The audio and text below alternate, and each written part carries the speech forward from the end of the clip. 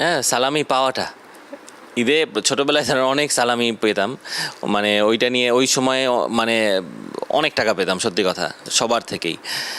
এখন যেটা হয় অবশ্যই সালামি দেয়াটাও একটা মজার ব্যাপার, এটাও অনেকটা আনন্দের ব্যাপার যে আপনি যখন সালামি দিচ্ছেন কাউকে এবার ছোটোদেরকে আপনার, সো এইটা একটা মজার ব্যাপার। তবে ঈদে আগে যেই মজাটা হতো এখন আর ওই মজাটা নেই। ফ্রেন্ড সার্কেলের এক একজন এক এক দিকে, সবার ওইভাবে করে একসাথে হওয়া হয় না। সো এই জিনিসগুলো খুবই মিস করি। সো আর এখন যেটা হয় ধরেন ম্যাক্সিমাম ঈদ ঢাকাতেই করা হয়।